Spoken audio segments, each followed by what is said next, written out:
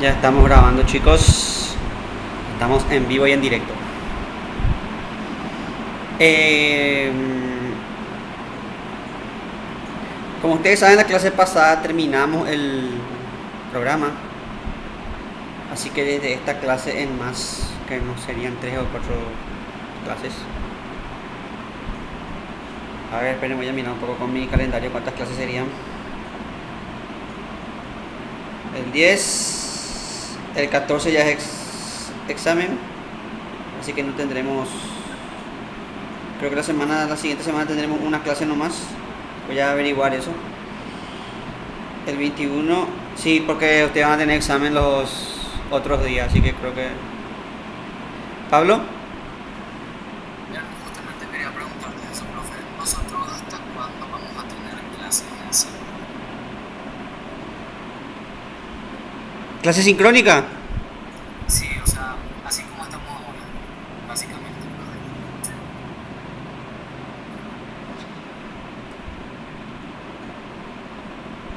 No, no entiendo tu pregunta. O sea, ¿hasta cuándo tenemos clases? Así por videoconferencia. Hasta el 25. Ok,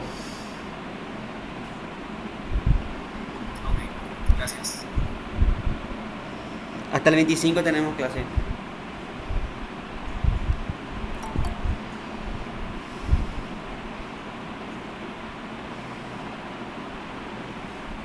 Esperen un momentito, por favor. Disculpen un momento.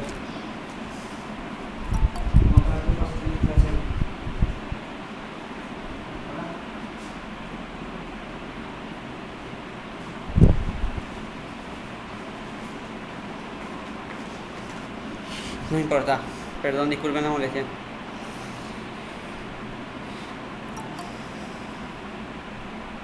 Bueno, entonces lo que vamos a hacer hoy, estimados alumnos, es ver la respuesta. La respuesta del examen ese que envié la otra vez en formato Word y que ustedes supongo que hicieron. Ustedes ya intentaron hacer ese examen.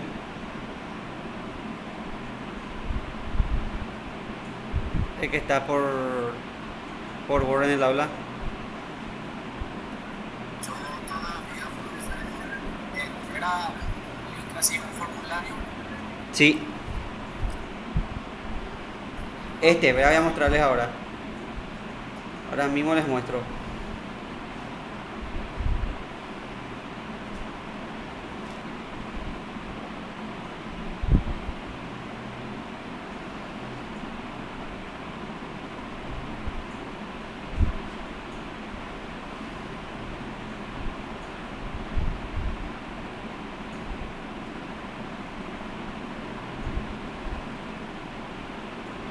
Enseguida se va a ver.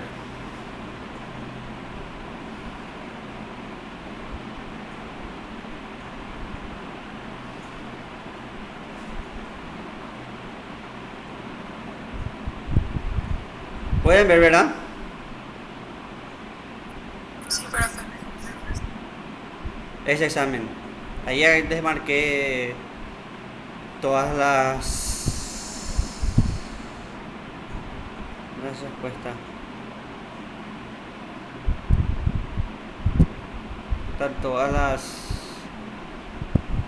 respuestas del examen. Ana todavía no hizo el examen. Pero, Yo estoy en la mitad, profe. ¿qué? Estoy en la mitad, no terminé todavía.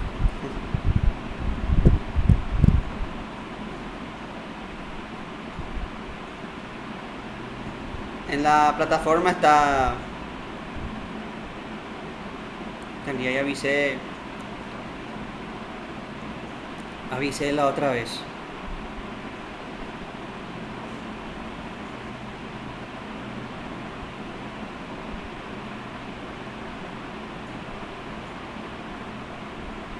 Otra, otra cosa que podemos hacer es, en vez de ver el examen que hicimos por cuestionario.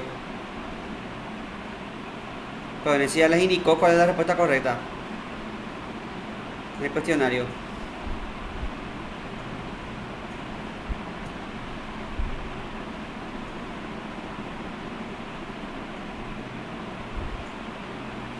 Sí, este es mejor porque en este van a poder ver la...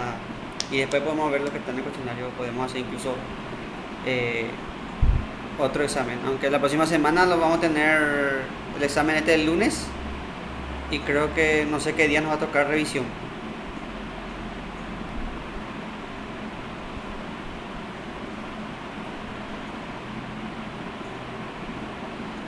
Sí, estoy grabando la clase, Macarena, estoy grabando con Atube Catcher. Porque Google no nos quitó la opción de grabar ahora. Estos avaros de Google nos quitaron la opción de grabar. Entonces, estoy grabando con un programa que se llama Atube Catcher y subo las clases. Eh, Todas las clases menos las de esta semana ya están disponibles en la plataforma.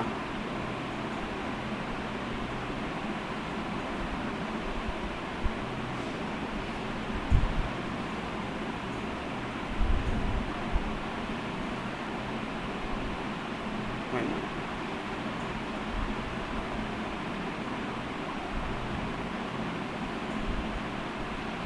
no te preocupes, Macarena, la clase va a quedar grabada.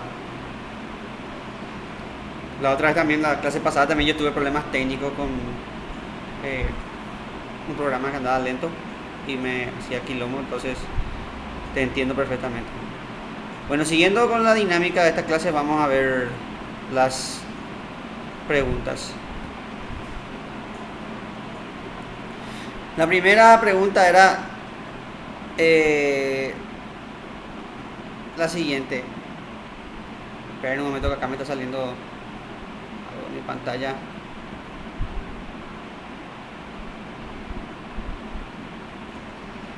Ahí está.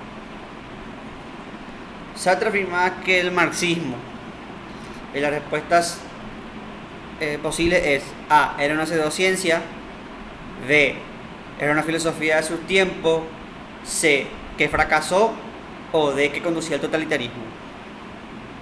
Acá A no puede ser porque Sartre no era positivista, no se regía por los criterios del positivismo, de eso de ciencia y pseudociencia, no era popperiano, te voy a decirles. Sartre no creía que el marxismo fracasó, así que tampoco es C. Sartre, si bien Sartre criticaba el totalitarismo marxista, Sartre decía que podía haber un marxismo sin totalitarismo, así que tampoco es el D. Por tanto, la respuesta es B, que el marxismo era la filosofía de su tiempo. De hecho, creo que la semana pasada uno de ustedes me preguntó y yo respondí a esta pregunta hacia el final de la clase pasada.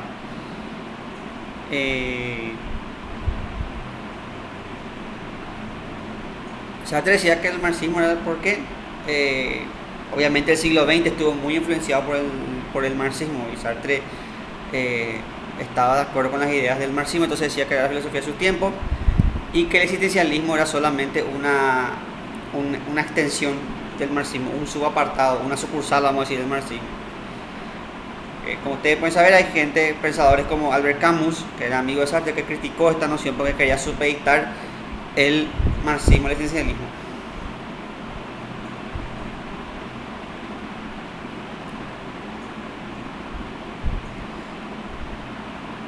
Entonces, queda claro esto. Pasemos a la siguiente pregunta.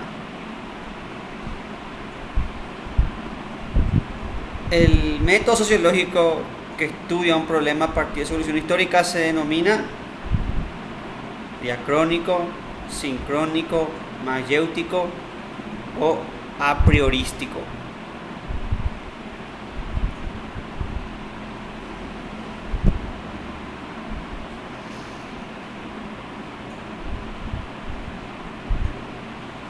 Y la respuesta es: el método sociológico se denomina diacrónico. Este está en la parte de estudio de Comte.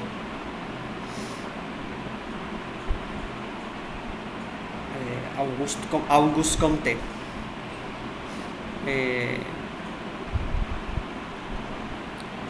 Comte decía que había dos formas de estudiar la sociología. Obviamente mayéutico no es porque mayéutica es los Sócrates, y a priorístico no tiene, es algo de a priori, saca de a priori que es de acá, no tiene nada que ver. Entonces serían diacrónico y sincrónico, son los dos métodos de la sociología. El diacrónico es el que ve problemas de la sociología a partir de su evolución histórica. Por ejemplo, yo quiero estudiar la clase pasada di el ejemplo de la Tierra, así que ahora voy a dar otro ejemplo. Yo quiero estudiar, por ejemplo, la evolución histórica de la moda. Y estudio, por ejemplo, el tema del corsé, la moda de los sombreros, de los vestidos, y cómo pasamos de tener de prácticamente tener la misma ropa a la revolución de la moda en los 60, después la moda urbana de los 90, la influencia de la música disco en la moda del 70. Entonces puedo hacer un estudio histórico de la moda. Pero también puedo abordar la moda desde otras perspectivas. Por ejemplo, puedo abordar la moda desde el punto de vista económico, puedo abordar la moda desde el punto de vista social,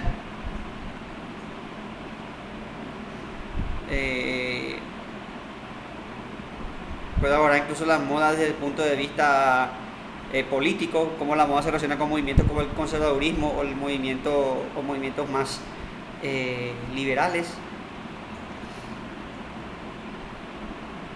Entonces ese sería, si abordo la forma histórica sería diacrónico, y si abordo de otro punto de vista, si abordo desde el punto de vista económico, relaciono eso con lo social, entonces sería un estudio sincrónico de la sociología. No sé si quedó clara la diferencia entre diacrónico y sincrónico. ¿Qué dicen ustedes, chicos? Disculpame, profe, el sincrónico, ¿cómo era? Sincrónico cuando va a abordar desde un punto de vista multidisciplinario. Cuando vos abordás desde el punto de vista, por ejemplo, no solamente histórico, sino que abordás la parte social, la parte política, la parte económica.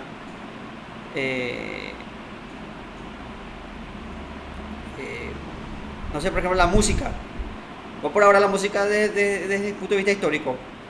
La música clásica pasando por el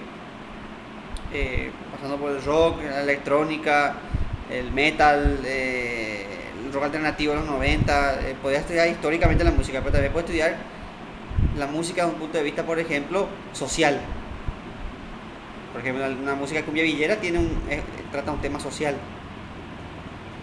Una música de reggaetón también tiene tema social porque está relacionada a temas sociales. ¿De qué te habla el reggaetón? De cómo es la sociedad actual. El rap también, el rap es totalmente social. El rap es la vida de las clases marginadas norteamericanas. Entonces vos podés estudiar desde el punto de vista histórico, o podés estudiar desde un punto de vista sociológico, político. Entonces esa es la diferencia entre diacrónico y sincrónico.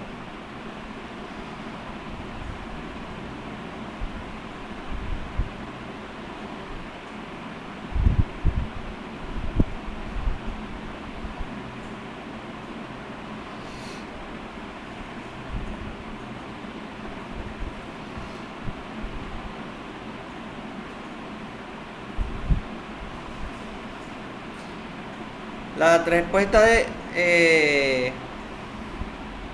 usted tiene que ir marcando si tienen a la mano, tiene que ir marcando, o por lo menos tiene que ir anotando las letritas, si es que quieren.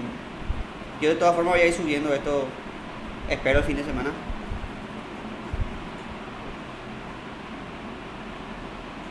Aprovecho cuando eso es algo inventado, Pamela, viene de a priori de Kant, a priorístico, viene de a priori, pero no tiene nada que ver ahí con...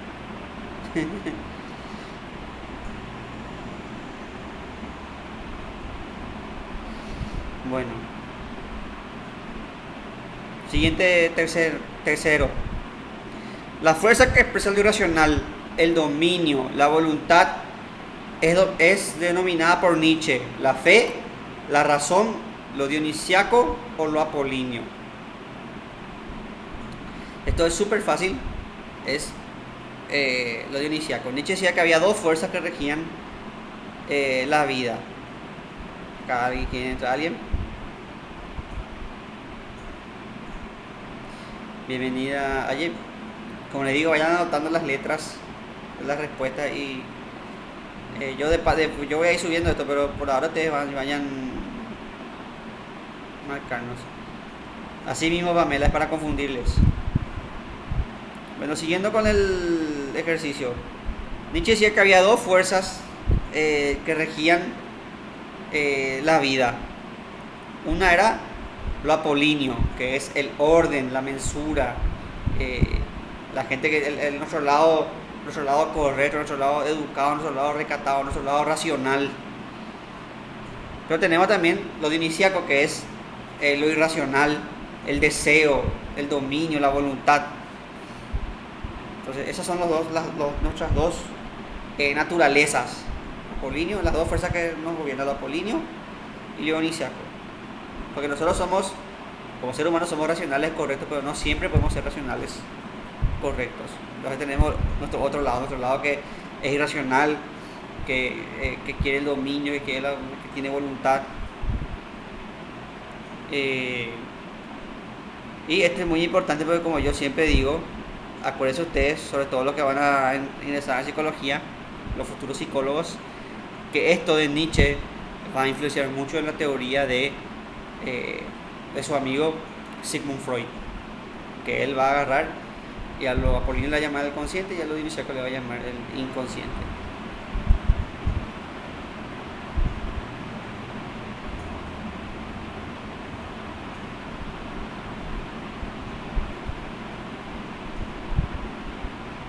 Sigamos.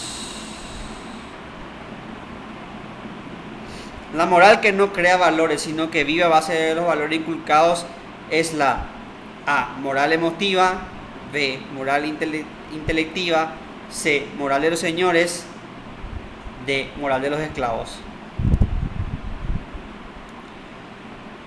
Lo emotivo, la moral emotiva, el emotivismo moral es de Hume. El intelectualismo moral es de Sócrates, así que descartado. La moral entonces quedan las dos clases morales de las que hablaba Nietzsche: la moral de los señores y la moral de los esclavos. Los señores son los que afirman sus propios valores, los que viven según sus términos, según sus reglas, los que imponen su criterio. Y los esclavos son los que viven a base de los valores de otro.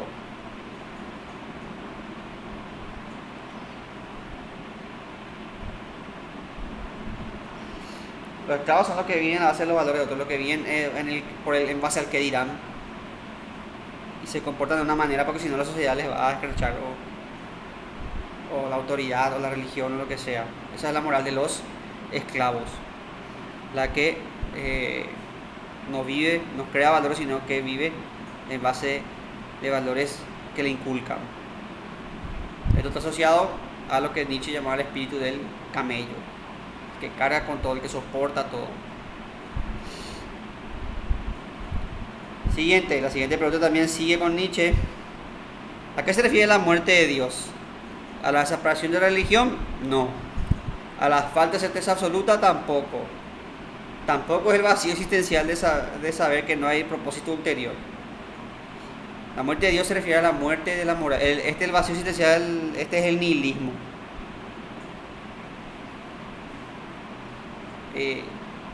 Pero a lo que se refiere a la muerte de Dios es a la muerte de la moral cristiana. Nietzsche decía que la moral cristiana es una moral decadente. ¿Por qué es una moral decadente? Porque es una moral que anula la vida. Porque vos vivís por y para el más allá y no vivís para el más acá. Entonces esa moral anula la vida, es enemiga de la vida.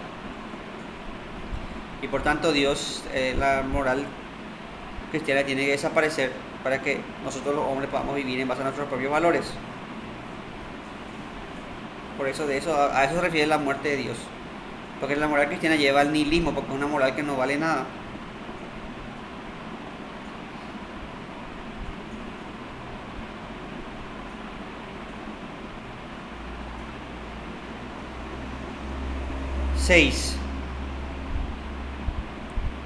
Los sucesores de Hegel que pretendían mantener el sistema hegeliano eran los positivistas, la izquierda hegeliana, los anarquistas o la derecha hegeliana. La filosofía de Hegel se divide en dos: en izquierda y en derecha hegeliana.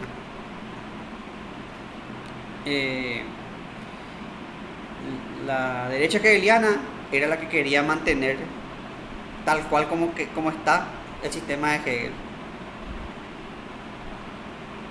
Y la izquierda hegeliana es la que quería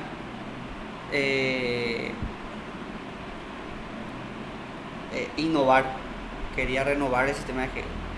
Y entre la izquierda hegeliana están pensadores como Feuerbach y nuestro amigo del que hablamos nosotros, Carlos Marx, que es de la izquierda hegeliana.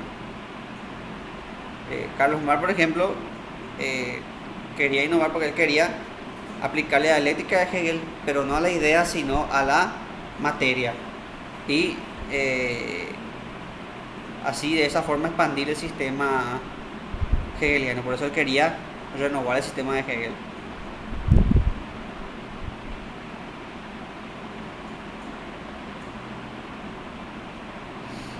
Siguiente.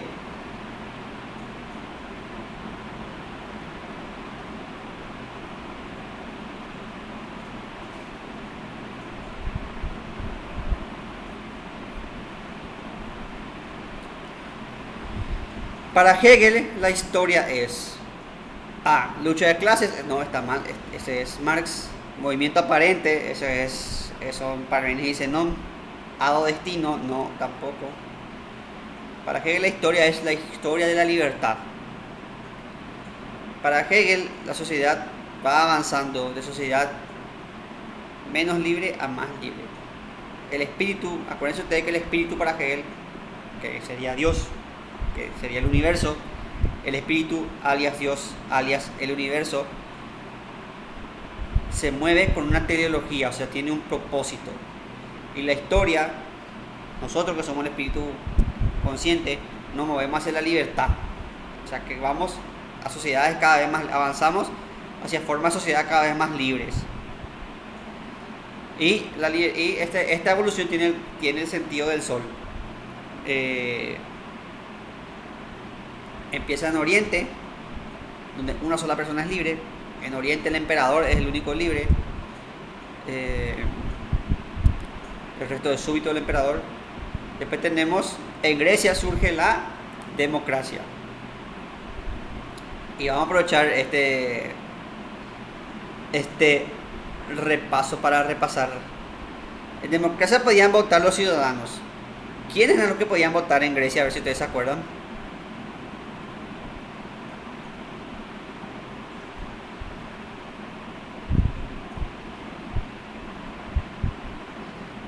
¿Quiénes? Esto dimos cuando dimos los sofistas.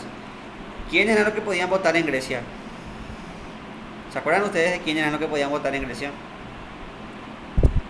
¿Qué No era cuando el pueblo se reunía a votar, ¿verdad? Sí. Los que tenían terrenos y eso, los que tenían propiedades, ¿verdad? Exactamente, Pablo. Para votar en Grecia tenía que cumplir. Exactamente, Ana. Ahí Ana y Pablo están. Ana se interesó. Tienen que ser hombres, varones. Tienen que haber hecho servicio militar y tienen que tener propiedad en la ciudad. Si vos sos mujer, no votas. Si sos esclavo, no votas. Si no tenés terreno, no votas. Si no hiciste servicio militar, 2 años, no votas.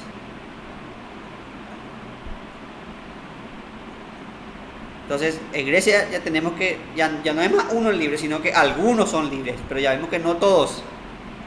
Después en Roma, la historia se hace universal. En Roma la civilización se hace universal, porque Roma es el prototipo de civilización. O sea, nosotros somos herederos de la cultura romana.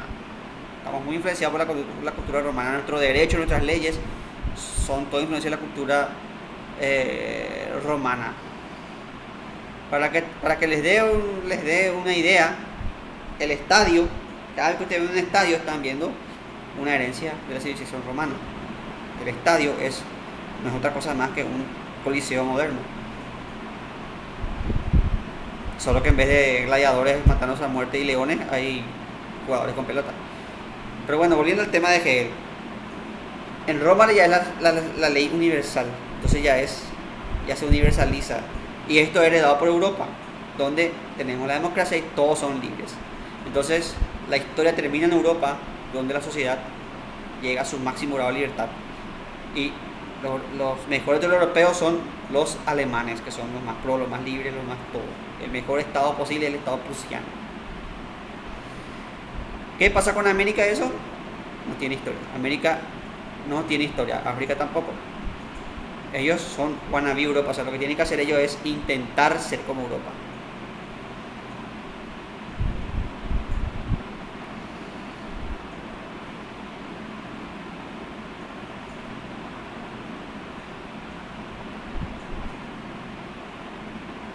Es una ley del materialismo histórico.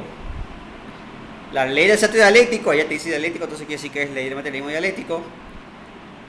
La ley de la negación de la negación también es la ley del materialismo dialéctico. La ley de la lucha entre los contrarios también es el materialismo dialéctico. Acá lo que nos queda es la versión de la lucha de los contrarios en la historia, que es la lucha de clases. ¿Qué es la lucha de clases? Es la ley de los lucha contra contrarios del materialismo dialéctico aplicada a la historia.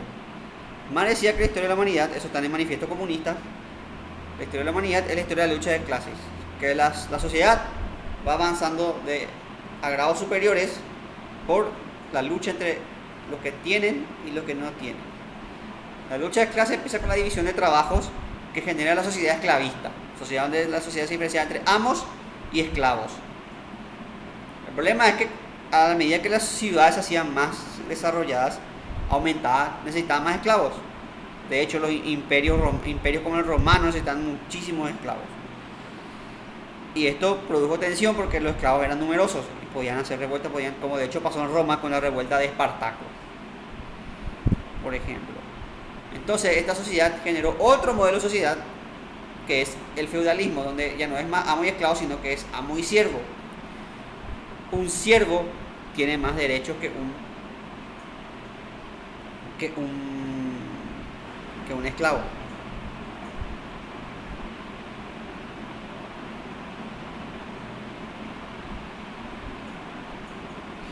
El siervo, por ejemplo, puede quedarse con parte de el esclavo no, el esclavo no tiene derecho a nada, el siervo tiene más derechos. Pero igual está totalmente supeditado a su señor feudal. El señor feudal era el que tenía la tierra y el siervo tenía que cultivar para el señor feudal a cambio de migaja. Pero el feudalismo produce acumulación de riquezas y esto produce una nueva clase social que es la burguesía. Y la burguesía va a entrar en conflicto con el sistema feudal y esto va a dar origen a la sociedad capitalista que se divide en burgueses, que son los que tienen medio de producción, y proletarios, que son los que carecen de medios de producción. Eso es lo que hace un proletario. El proletario carece de medios de producción, no tiene.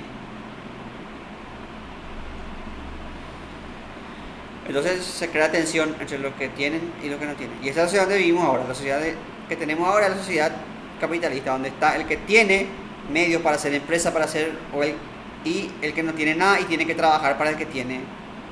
Me decía que eso va a producir una tensión otra vez y vamos a llegar a la sociedad socialista, donde el proletario tenga los medios de producción y después eso va a llevar al comunismo.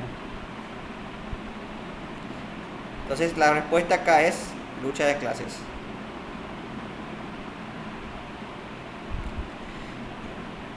En su antropología Descartes era, y la respuesta acá es dualista. Descartes dividía al hombre en sustancia pensante, el yo, que sería el alma, Dios, sustancia infinita, y sustancia extensa, que sería el cuerpo. Entonces el alma es sustancia pensante, que está dentro de el cuerpo, que es sustancia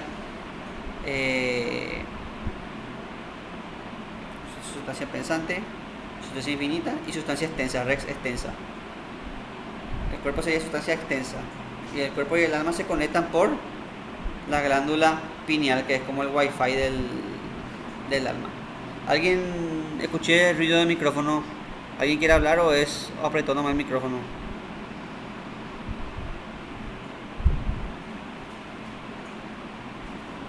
Si tienen alguna duda, no duden.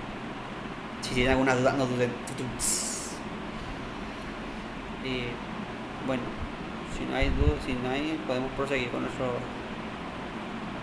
Entonces la respuesta es que Descartes es dualista, divide el mundo en cuerpo y alma.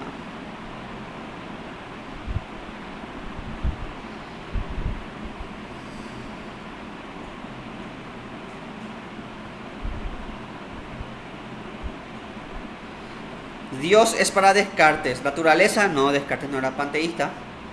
Sustancia pensante, no, sustancia pensante es el yo.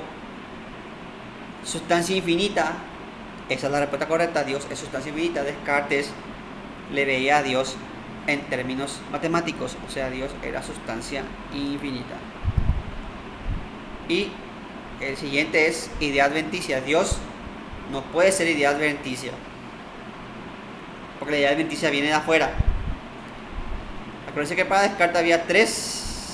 En un momento les voy a mirar a ustedes, ahora estoy viendo acá. Acuérdense que para Descartes había tres tipos de ideas. Las adventicias, que eran las ideas que vienen de afuera. Por ejemplo, la idea de este color rojo me viene de afuera porque yo estoy viendo algo, me dice que eso. Las ideas facticias, que son conjunción de ideas adventicias, que son ideas de ficción. Por ejemplo, la idea de sirena. Yo junto la idea de mujer con un pescado y hago una idea de sirena. O la idea de un caballo con alas y hago un Pegaso. Esas son ideas facticias. Y las ideas innatas. Dios no puede ser idea adventicia porque la idea adventicia viene de lo externo. Tampoco puede ser idea facticia porque la idea facticia es conjunción de idea adventicia y no tenemos nosotros idea adventicia de Dios. La respuesta es que Dios es idea innata. De hecho, Descartes decía, yo tengo idea de infinito, pero yo soy finito. Por eso esa idea tiene que venir de algo, porque yo finito lo puedo concebir infinito. Por tanto, esa idea es innata. Entonces Dios no puede ser, entonces por eso no está mal que haya marcado adventicia. Entonces, lo que es Dios es sustancia infinita.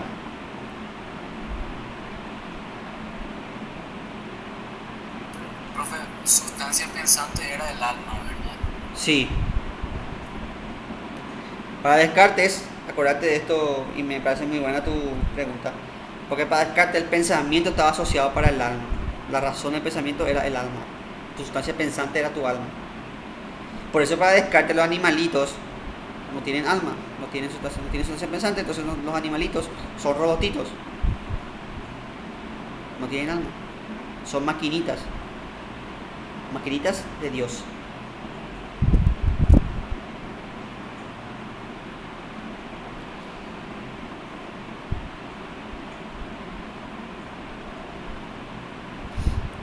Las mónadas para Leibniz. Acuérdense de ustedes de las características de las mónadas.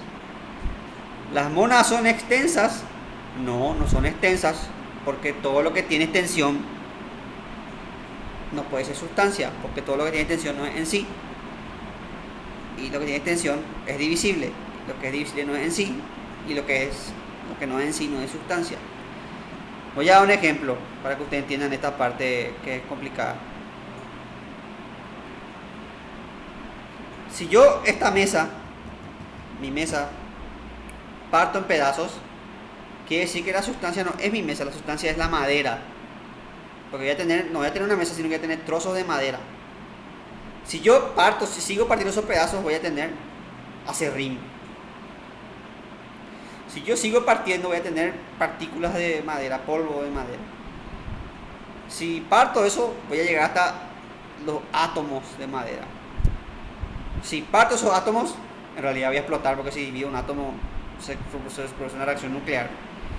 Pero supongamos que no pase eso, que yo parta el átomo sin que reviente todo como una... Si parto el átomo voy a tener protones, electrones y neutrones. Entonces la sustancia no es madera, no es acerrín, no es sino que son protones. Pero los átomos también tienen tensión, por eso si sigo con eso voy a tener partículas subatómicas. Y así, entonces la sustancia no puede ser material. Por eso la dice que las monas no son materiales. Y no son materiales, no tienen extensión. Entonces las monas no pueden ser extensas, porque si son extensas son divisibles. Si son divisibles no son sustancia. Por tanto, las monas tampoco pueden tener forma, porque todo lo que tiene forma tiene extensión. Y todo lo que tiene extensión es divisible. Y todo lo que es divisible no es sustancia. Entonces el B tampoco es. Las monas tampoco interactúan entre sí, porque todo lo que interactúa entre sí es en otro, y lo que es en otro no es sustancia. Entonces la respuesta correcta es que las mónadas solo pueden ser creadas o aniquiladas. Las mónadas no pueden nacer, las mónadas no pueden venir de algo. Ana, Creo que me perdí un poquito. Porque lo que es invisible no es sustancia, algo así. si yo digo que mi mesa es una sustancia y yo parto esa mesa, ya no voy a tener una mesa sino que tiene trozos de madera. Por tanto, la mesa estaba compuesta de madera. Por tanto, la sustancia no era mesa, era madera. ¿Entendés?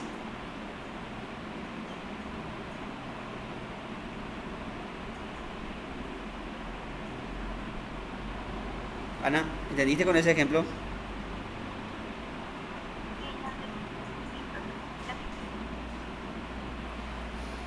Entonces, la sustancia tampoco puede ser creada, porque si es creada, quiere decir que la sustancia es en otro.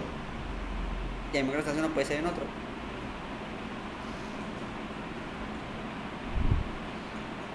La sustancia, la sustancia no puede ser engendrada, ni puede nacer, ni puede... Sino que la sustancia tiene que ser... Solamente puede ser creada, o sea, solamente puede salir de la nada, porque parece que la creación de la nada, en algo que ya vimos con San Agustín, solamente la sustancia se puede crear, y la sustancia tampoco se puede destruir, sino que tiene que ser aniquilada. Porque si yo agarro y quemo la mesa y me quedan cenizas, entonces todavía me queda sustancia. Entonces quiere decir que no es la sustancia la mesa, sino que la sustancia es lo que me queda de la mesa, la ceniza. Pero siempre queda, entonces para que sea en sí tiene que ser algo que no puede venir de otra cosa, de la ceniza viene de otra cosa. Entonces tiene que ser, la mona solamente puede ser creada, o sea, no puede venir de nada, tiene que ser a partir de la nada, y solamente puede ser aniquilada, o sea, solamente puede ser, porque aniquilar quiere decir destruida totalmente, que no quede nada, que sea borrada de la existencia. Eso quiere decir aniquilada. Por eso las monas solamente pueden ser creadas o aniquiladas.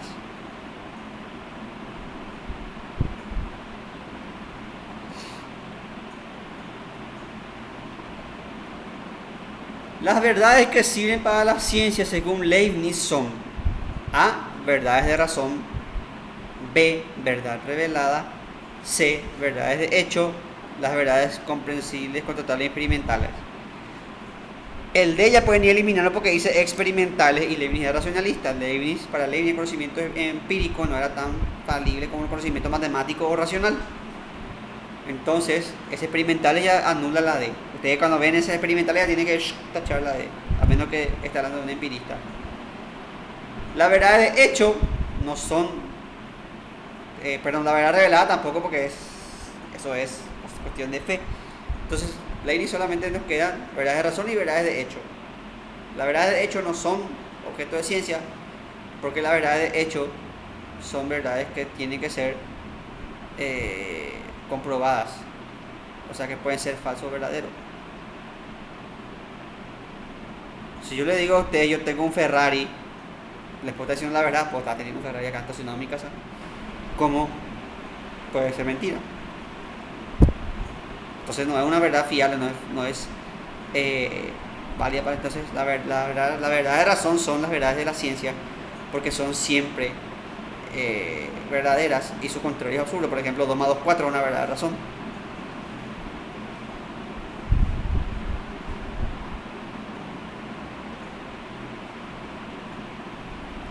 Esto, si ustedes son vivos, van a darse cuenta que esto se parece mucho a lo que decía Kant con sus 3 tipos de juicio. Y no es coincidencia eso, porque acuérdense que Kant estudió con Christian Wolff, y Christian Wolff fue discípulo de Leibniz. ¿Pablo? Profe, quería preguntarte algo sobre ya el examen, tipo si se puede.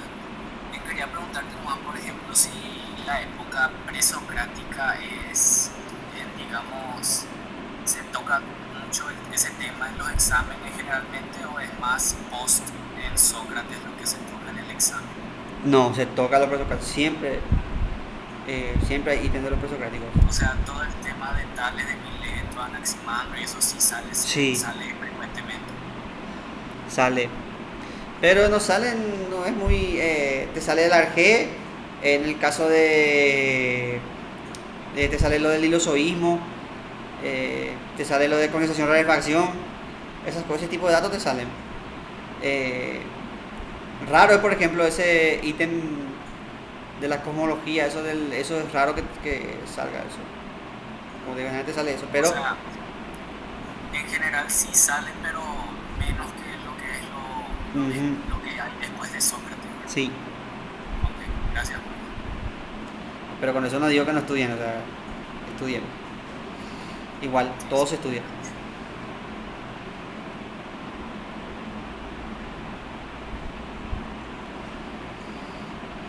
Para Locke, de Dios tenemos certeza empírica, intuitiva, demostrativa o sensitiva. Esto está en la parte de zonas de lo real de John Locke. De Dios no tenemos certeza empírica porque a Dios no le podemos experimentar, no podemos mirarle, tocarle ni verle. Por tanto, empírica no es. Tampoco tenemos certeza intuitiva porque Dios no es una intuición pura, no viene así. Menos tenemos certeza sensitiva porque no le podemos sentir. Pero de Dios sí tenemos certeza demostrativa. Dios se demuestra, decía John Locke, a través del principio de causalidad. Yo veo que existen plantas, animales, veo que existen agua, fuego, veo que existen estrellas, planetas, y todo eso tiene que venir a algún lado. Y eso te lleva, tarde o temprano te lleva a Dios. Entonces tiene que haber, si hay un reloj, tiene que haber un relojero, decía Voltaire, y John Locke aplica este mismo principio. Si existen cosas creadas, tiene que haber un creador. Por tanto, de Dios tenemos certeza demostrativa. Dios se demuestra a través del principio de causalidad. Esto es algo que no le va a gustar de P.A. Hume, pero a John Locke sí le gusta eso. Acá tenemos una pregunta parecida a la otra que vimos, solo que acá en vez de materialismo histórico es materialismo dialéctico. Y acá tenemos la lucha de clases, que esa no es una ley de materialismo dialéctico. El establecimiento de leyes históricas, eso también es materialismo histórico, cuando dice ley histórica ya es. El economicismo también es una ley de materialismo histórico. Y tenemos, por último, tenemos la ley del salto dialéctico. Este es prácticamente fácil porque acá dice dialéctico, entonces es... Ahora, ¿qué es la ley del salto dialéctico? La ley que dice que las cosas van de mayor cantidad a menor cantidad, pero superior, pero cualitativamente superior. Por ejemplo, la materia inanimada es mayor en el universo que la materia animada. La materia viva, la materia inerte es mayor que la materia viva. Pero la vida es cualitativamente superior, porque la materia viva puede replicarse, puede nutrirse, puede mantenerse, entonces es materia superior en ese sentido. Y después de eso otra vez, la materia viva compleja es más en cantidad, es más que la materia viva simple. O sea, nosotros estamos en este mundo está más poblado por bacterias, por seres unicelulares que por seres pluricelulares. Aunque nosotros no le veamos, este mundo está más poblado así. Pero la materia pluricelular es superior porque está organizada de mejor forma, tiene más. Entonces, cualitativamente hablando, podríamos decir que es superior. Y de vuelta otra vez, la vida inteligente es inferior en cantidad, hasta donde sabemos nosotros, solamente somos nosotros, materia inteligente, si hablamos de inteligencia como capacidad de raciocinio, porque un perro también es inteligente, pero no a nuestro nivel.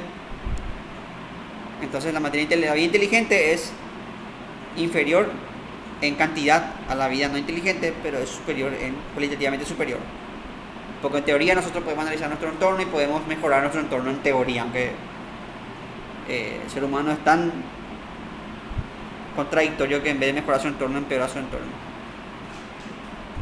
Entonces esa es la ley del salto dialéctico. Básicamente es de más a menos pero mejor.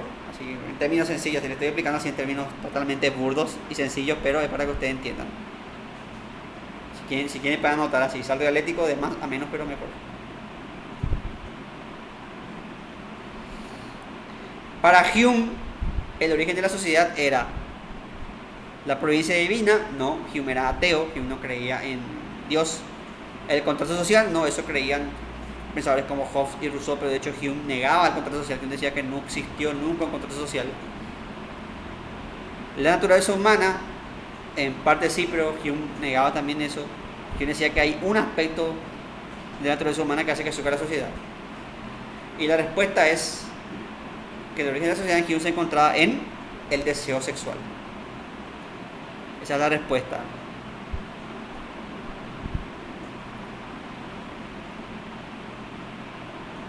¿Por qué el deseo sexual es el origen de la sociedad?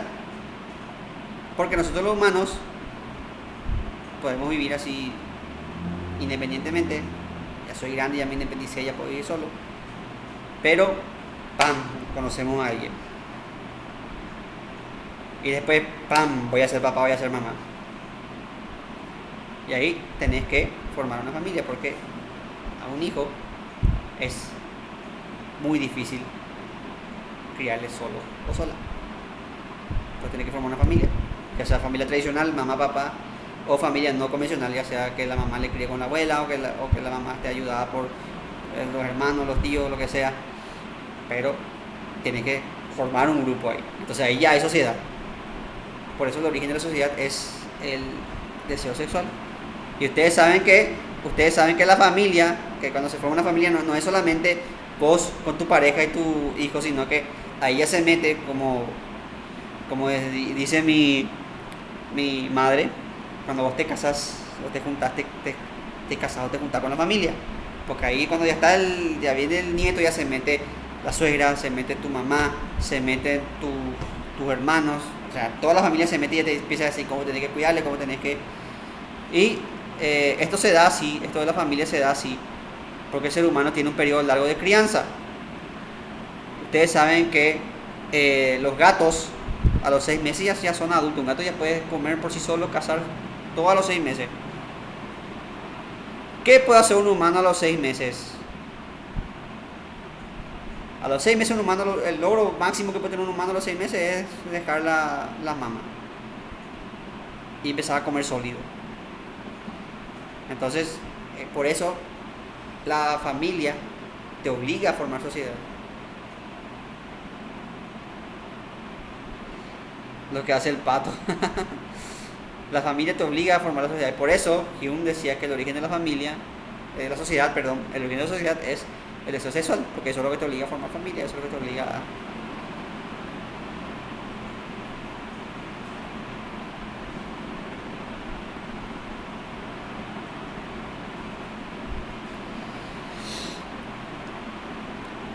Cuando asociamos las ideas que ocurren de manera sucesiva, las asociamos por criterio de continuidad, causalidad, semejanza o racionalidad. La respuesta es continuidad, cuando ocurre una cosa sucesiva a otra. Por ejemplo, me levanto a la mañana y tomo mi café. Son hechos contiguos, ocurre una cosa después de otra. Obviamente primero me levanto y después me preparo mi café y tomo mi café. Entonces yo asocio el levantarme con el tomar mi café. Esa es una asociación de continuidad. Dos hechos sucesivos que yo asocio ordenando en el tiempo. Después tenemos causalidad, que es cuando yo asocio por un principio causal. Y después tenemos criterio de semejanza, que es cuando yo relaciono con similar. Por ejemplo, el helado de chocolate se parece a chocolate, por eso son semejantes. Y racionalidad no tiene nada que ver, eso está inventado ahí. Le puse para llenar el cuarto nicho, la D. Entonces, la respuesta es continuidad. Ahora, quiero aclarar para que ustedes entiendan la diferencia entre contigüidad y causalidad. Contigüidad es cuando son dos hechos asociados en el tiempo. Como les dije, yo me levanto y tomo café. Pero eso no implica una relación causal. Porque yo puedo levantarme, por ejemplo, y en vez de tomar café puedo bañarme, en vez de tomar café puedo tomar té, puedo tomar toddy, o puedo levantarme y ponerme a ver videos de YouTube. Entonces no es causal. Por eso es contigüidad, no es causalidad. Cuando la asociación da una relación causal, ahí es causalidad. Por ejemplo, si yo por ejemplo digo, yo arrojo este teléfono y cae, eso es causa-efecto. Causa es arrojar, efecto es, ahí hay una relación causal. O por ejemplo, si yo digo, hay nubes negras, por tanto va a llover, eso es causa-efecto, es causal. Las nubes negras provocan lluvia. Hay una relación de causa-efecto. Esto pasa, por tanto, es esto. No es lo mismo que contigüidad, porque contigüidad no implica necesariamente una relación causal. No sé si con eso entendieron bien la diferencia entre estos dos. ¿Se entendió bien, verdad? Perfecto.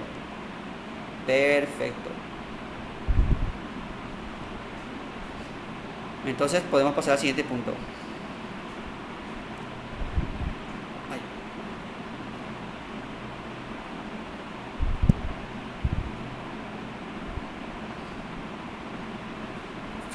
Fue una influencia para la filosofía de Kant. Hegel vino después de Kant.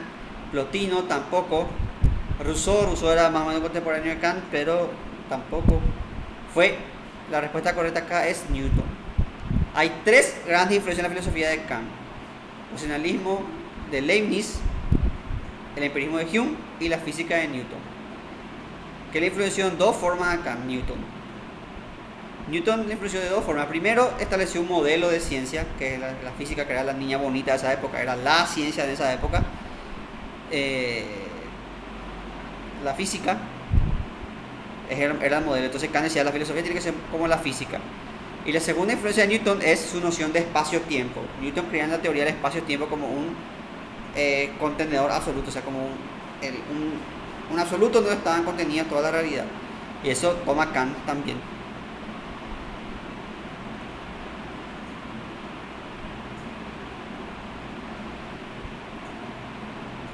Ahora bien, la analítica trascendental estudia este punto.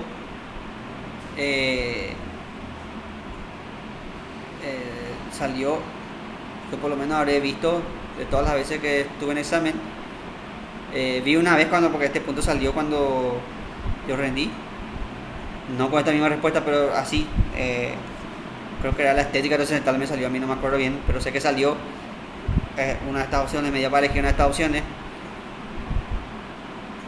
y salió también, creo que en el 2017 por ahí salió este punto.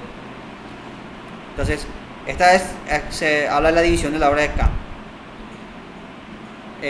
La obra de Kant se divide en tres: la estética trascendental, que estudia las posibilidades de las matemáticas; la dialéctica trascendental, que estudia la posibilidad de la metafísica; y la analítica trascendental, que estudia la posibilidad de la física como ciencia. Entonces la respuesta es la posibilidad de la física. Esto está en el libro de usted y también está en el PowerPoint, que ya está subido al aula para que ustedes miren.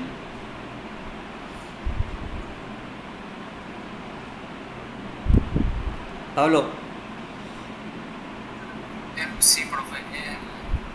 ¿Cuáles eran los filósofos que influenciaban la filosofía de Kant? Pablo, no entendí bien tu pregunta. ¿Puedes repetirme, por favor? Sí. ¿Cuáles eran las otras dos influencias de Kant para su filosofía? El racionalismo de Leibniz, el empirismo de Hume y la física de Isaac Newton.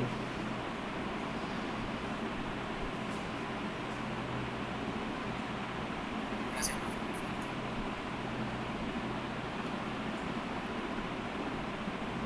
Pasemos al punto número 19.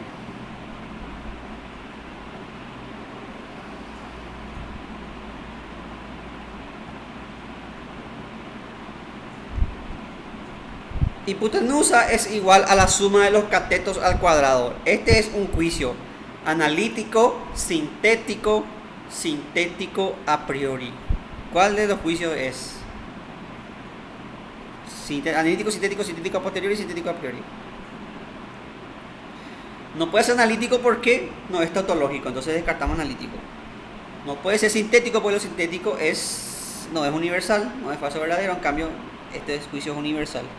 Entonces la respuesta es sintético a priori, porque este juicio es a priori, es universal, es necesario, porque este teorema de Pitágoras, que por cierto el teorema de Pitágoras, se aplica a todos los triángulos. En todos los triángulos de hipotenusa es igual a la suma de cateto más cateto al cuadrado. Entonces es universal, es a priori, pero a diferencia del analítico no es tautológico, sino que aporta algo. Todos los juicios matemáticos son juicios sintéticos a priori. Por eso la matemática para Kant es ciencia, porque la matemática se basa en juicios sintéticos a priori y estos son los juicios que sirven para la ciencia.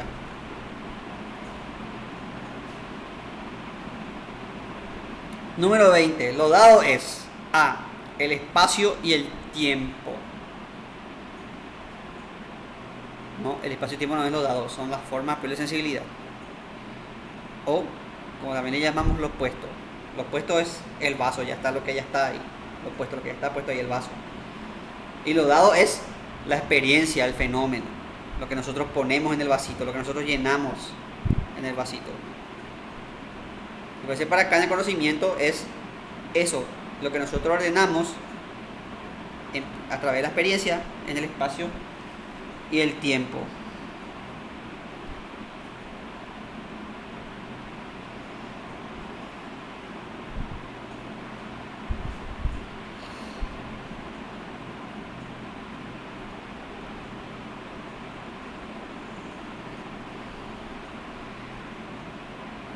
Siguiente pregunta. Kant era realista, nominalista, materialista, idealista. Realista y nominalista son posturas medievales, así que descartamos ya. Los realistas eran los que creían que los conceptos eran reales y los nominalistas los que creían que solamente eran nombres que le damos a las cosas. La respuesta es que Kant no era materialista, Kant era idealista. Kant creía que la idea perseguía las cosas. Para Kant nosotros no podemos conocer las cosas, lo que conocemos es la idea de la cosa. Por tanto, la realidad la construimos a partir de lo que pensamos. Nosotros hacemos la realidad a través de nuestro pensamiento, de cómo captamos las cosas. Entonces Kant era idealista. Ese auto es rojo, ¿es un juicio analítico? No, no es analítico, porque no es siempre verdadero, no es a priori. Tampoco es sintético a priori, porque no es universal, sino que en particular puede ser más verdadero, exactamente. Metafísico está ahí al pedo, no. Entonces, la respuesta es sintético. Es un juicio que no es universal. El sujeto no se repite en el predicado. Puede ser falso o verdadero. Por tanto, es un juicio sintético. Juicio sintético.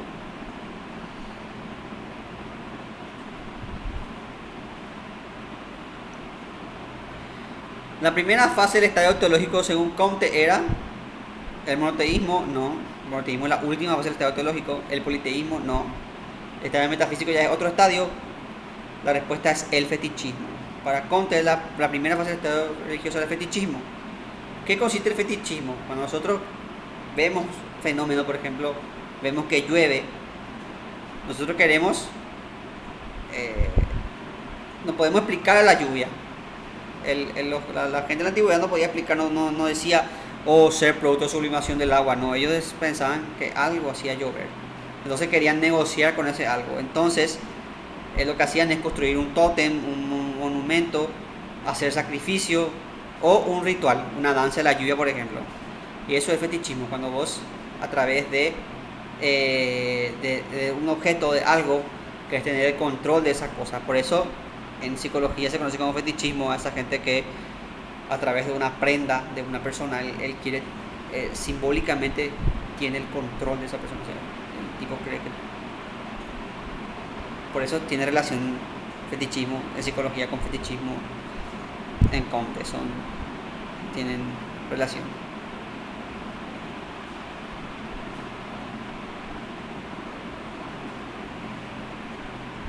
La existencia que niega su contingencia se escuda en el otro, es la existencia, y acá está la auténtica, contingente, necesaria. La respuesta es inauténtica.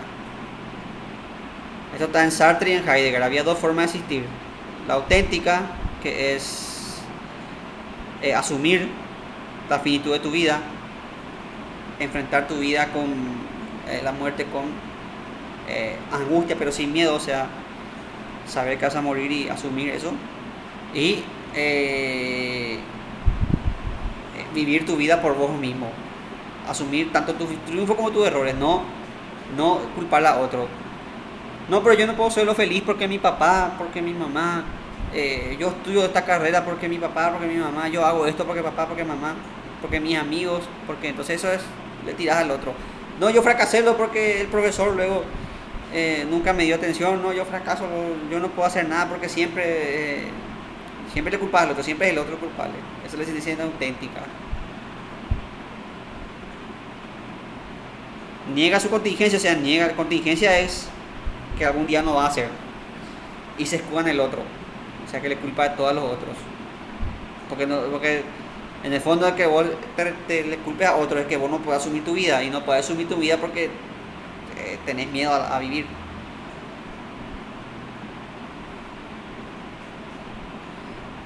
La ética de Kant es tratada en la crítica de la razón pura, no.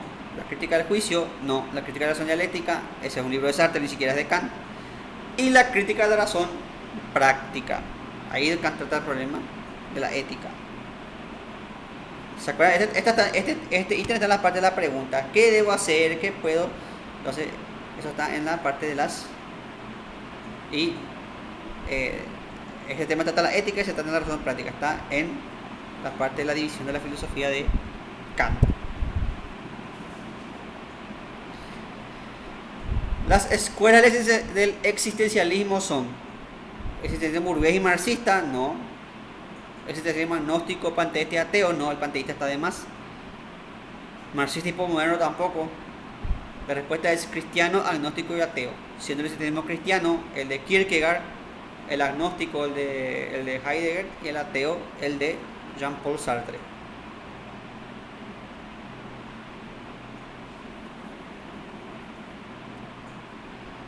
El hombre para Sartre era A, la medida de todas las cosas, no, ese era para Protágoras, no era para Sartre. El momento que el espíritu cobra conciencia, ese es Hegel, no es Sartre. Un ser sometido al destino, no, esos son, podría ser los estoicos, no Sartre.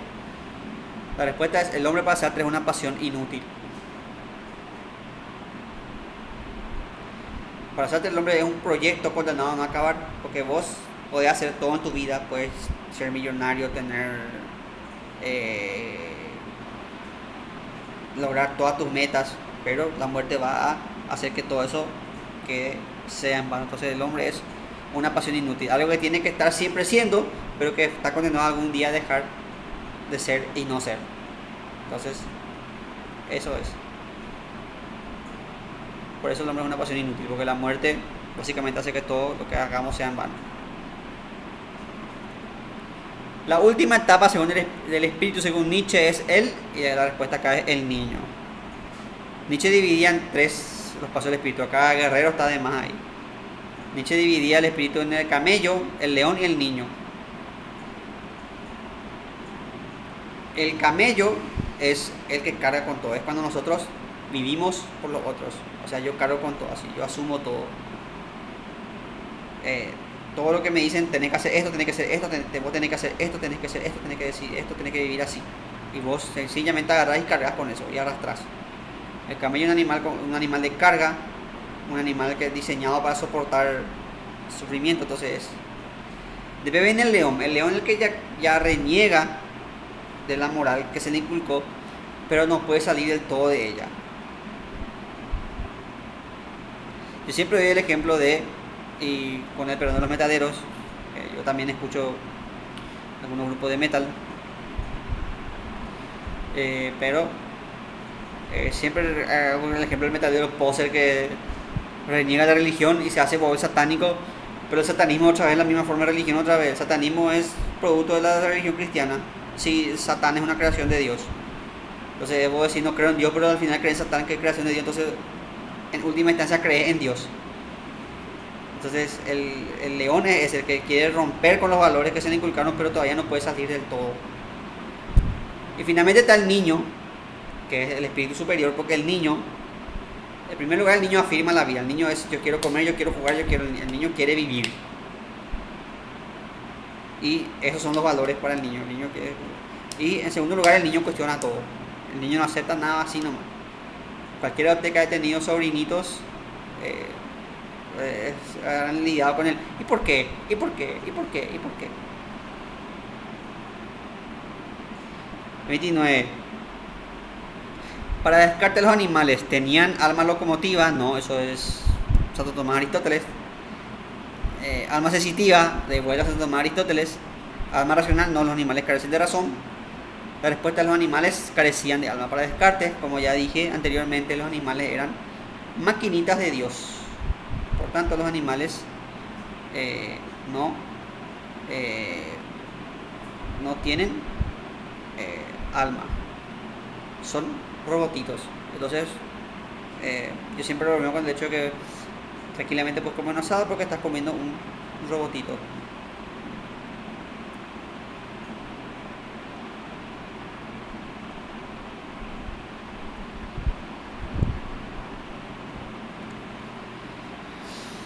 Acá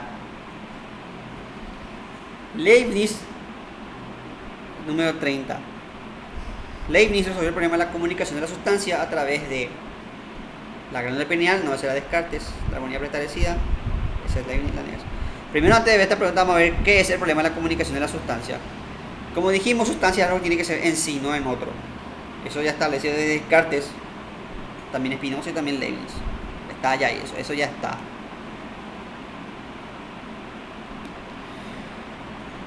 Pero con Descartes tengo un problema que Descartes habló de tres sustancias. Una pensante, mi pensamiento, mi alma, el yo, una infinita, Dios, y una extensa. Y la pregunta es, ¿cómo mi cuerpo puede actuar con mi pensamiento si son sustancias diferentes? Esa es la pequeña pregunta. ¿Cómo cuando yo pienso, mueve tus dedos, mi cuerpo mueve mis dedos si son dos cosas diferentes? Vos podés decir, profe, pero tu cerebro lo ordena y los impulsos eléctricos de tu cerebro hacen quemar tus dedos. Sí, pero ¿cómo el pensamiento, que es inmaterial, actúa en lo material? Se preguntaba Descartes. ¿Cómo se comunica la mente con el cuerpo si son dos sustancias distintas? Y eso llevó a un problema porque no podíamos fundamentalmente justificar eso. Vino un seguidor de Descartes llamado Malebranche, que dijo que Dios hacía, o sea que yo decía mueve tus dedos y Dios hacía que mi cuerpo mueva sus dedos. Pero eso trajo dos problemas. Uno, que anula la libertad, porque básicamente nos convierte en marionetas de Dios, que Dios está con los hilos y nosotros nos estamos moviendo como su títere. Y dos, ¿qué pasa cuando yo digo quiero matar a esa persona? Entonces técnicamente sería Dios el que hace que yo agarre el arma y le meta 8 tiros a una persona. Eso no puede ser, porque entonces yo no sería culpable, sería Dios, porque Dios es el que mueve mi cuerpo. Yo solamente lo pensé.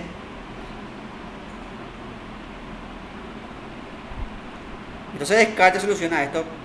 Como Descartes estaba al tanto de la ciencia de su tiempo, en esta época hay muchos descubrimientos científicos, se descubren los espermatozoides, la circulación de la sangre y entre otras cosas la glándula pineal, que era una glándula que está en el cerebro, que tenía una función que en esa época no se conocía, y Descartes dijo, esto divide el cuerpo, esto es el wifi entre cuerpo y alma. Entonces mi alma a través de la glándula pineal se comunica con mi cuerpo y hace que mi pensamiento mueva esto. Hoy sabemos que la glándula pineal no es para eso. Hoy sabemos que regula el crecimiento y la memoria afectiva, entre otras cosas, la glándula pineal.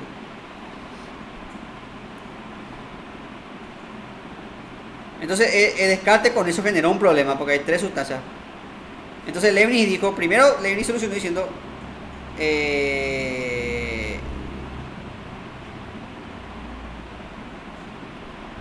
soluciona diciendo que no hay una sustancia, que hay infinitas sustancias, las mónadas. Y las mónadas se comunican entre sí a través de la armonía preestablecida. Es decir, las mónadas no interactúan entre sí, pero están programadas para actuar como si lo estuviesen. Así como este reloj marca la misma hora que el reloj de mi computadora, y este teléfono no está conectado a mi computadora, sino que sencillamente yo programo la hora para que actúe en función de la misma hora que mi computadora. Así las mónadas interactúan. Dios programa las mónadas para que yo, Dios programa la mónada de mi mente para que yo mueva, para que cuando yo piense en mover mi brazo, mi cuerpo mueva el brazo. Los dos no están conectados entre sí, pero mi pensamiento y mi brazo no están conectados entre sí, pero interactúan. Esa es la armonía preestablecida. Por eso Leibniz soluciona el problema de la comunicación de las sustancias a través de la armonía preestablecida.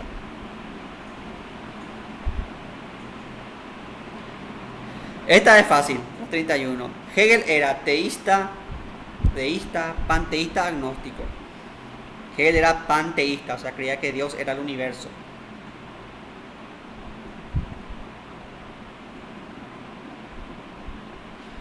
Podemos pasar. En su filosofía de la naturaleza, Descartes era dualista, monista, mecanicista, materialista. La respuesta acá es mecanicista. Descartes creía que la naturaleza era como un mecanismo,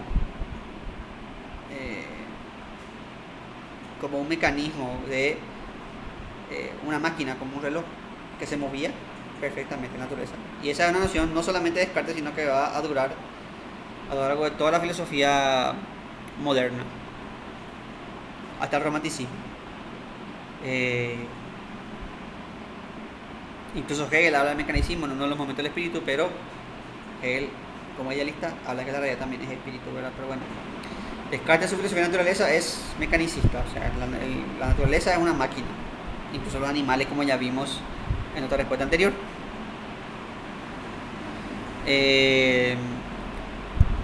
No podemos decir que era materialista Descartes, porque justamente el mismo Marx dice que Descartes no llevó el materialismo a sus últimas consecuencias, porque Descartes era religioso y quiso salvar el tema de Dios, y por eso el hombre tiene alma y el universo fue creado. Entonces Descartes no llevó el materialismo hasta sus últimas consecuencias. El que sí se basó en Descartes y llevó el materialismo hasta sus últimas consecuencias fue el filósofo Lamettrie, filósofo de la Ilustración, médico y filósofo de la Ilustración, que basándose en el criterio mecanicista de Descartes, dijo que el humano, no solamente los animales, sino que el humano también era una maquinita perfecta. La naturaleza, animales, humano incluido, son máquinas. Y cuando la máquina deja de funcionar, deja de funcionar.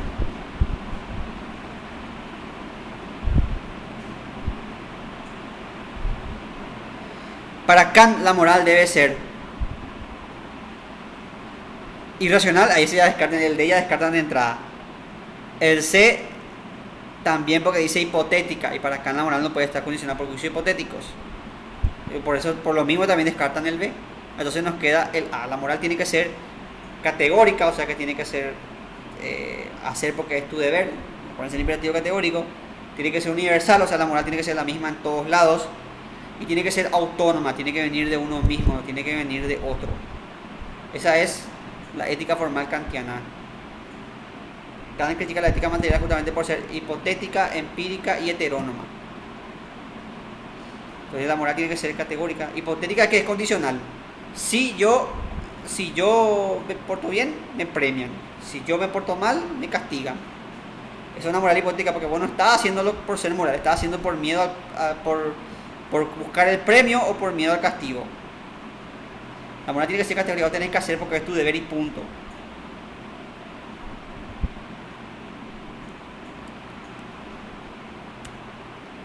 ¿Es considerado el padre del liberalismo Kant, Hume, Locke o Descartes? La respuesta es John Locke. John Locke fue el primero que planteó las consignas básicas del liberalismo: el estado mínimo, la libertad del individuo, separación de los poderes. Son todo consignas del liberalismo que nacieron con el pensamiento de John Locke.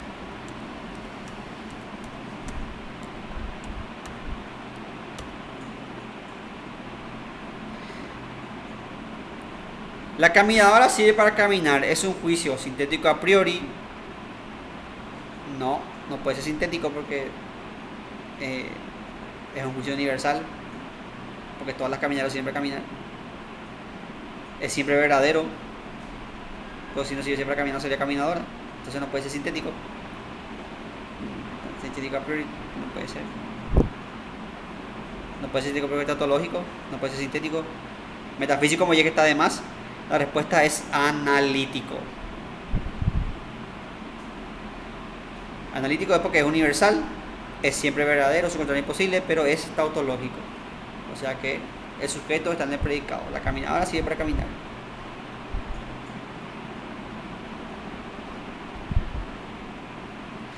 Kant trata la antropología en la crítica de la razón pura. Sí, la crítica de la razón práctica también. En la par perpetua también, por tanto la respuesta es en toda su obra.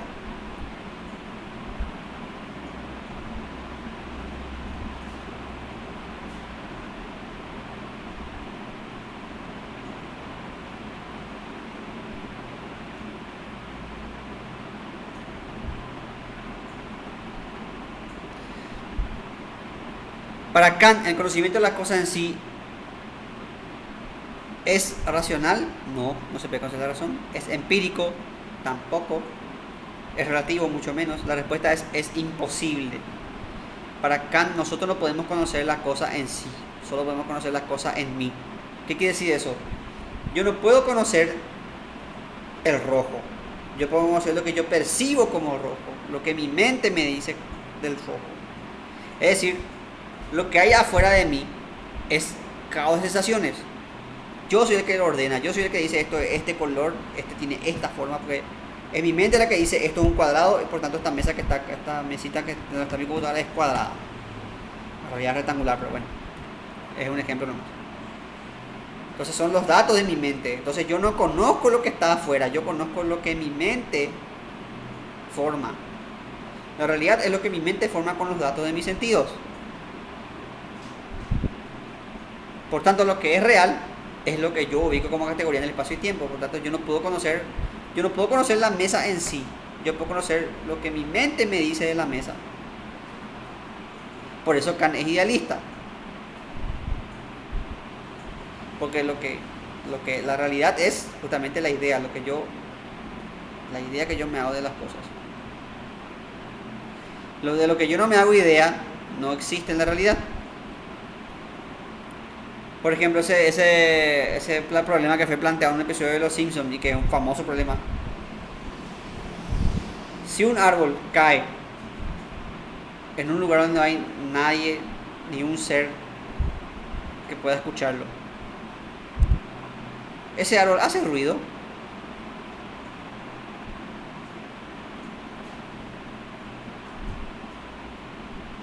No hace ruido. Porque no hay nadie que perciba. Ahora, un materialista te diría, hace ruido porque ese árbol al caer emite vibraciones que, aunque nadie lo escuche, pero Kant diría no, porque ese ruido, eso sería ruido cuando vos escuchas. Si vos no escuchas, no hay nada. Entonces, lo que es la realidad es lo que mis sentidos me dicen. Por tanto, la cosa en sí no existe. El ruido en sí no existe. Existe lo que yo escucho y le catalogo como ruido. No sé si les confunde mucho esto o se entiende bien esto.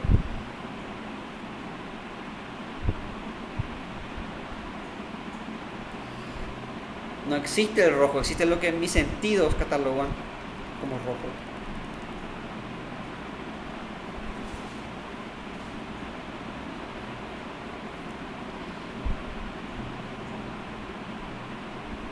...40... Sartre pertenece al existencialismo. Agnóstico, no. Esos son Heidegger y Camus. Anarquista, no hay existencialismo anarquista. Cristiano, tampoco es Kierkegaard. La respuesta es Sartre es existencialismo ateo. Sartre negaba la existencia de Dios. Sartre decía, Dios no puede existir porque si Dios existe no existe mi libertad. si Dios existe, quiere decir que todo ya está predeterminado, quiere decir que yo tengo un propósito, quiere decir que el mundo tiene un sentido, pero que yo no soy libre porque el mundo es como una película donde yo tengo que interpretar un papel determinado. Entonces yo no soy libre. Así como un actor no es libre de hacer lo que quiere en la película.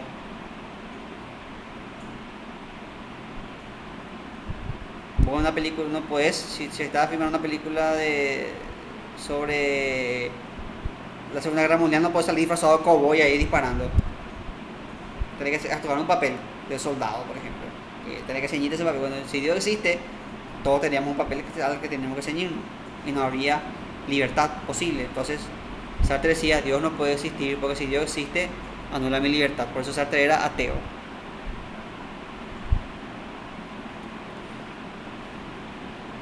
Lo que podemos conocer para Kant es el noumeno. No, el noumeno no se puede conocer porque el noumeno justamente es lo que no podemos conocer, lo que está más allá del espacio y del tiempo, no podemos conocer. Las cosas en sí, como ya vimos, tampoco podemos conocer porque lo que yo conozco es lo que mis sentidos me dicen de las cosas. Entonces yo no conozco las cosas en sí, sino que conozco la idea que yo me hago de las cosas. Lo que podemos conocer entonces es el fenómeno, lo que se me manifiesta, lo que se me presenta, lo que yo ordeno en el espacio y tiempo a través de las categorías. Eso es el fenómeno. Como yo siempre digo, lo que yo puedo meter en el vasito.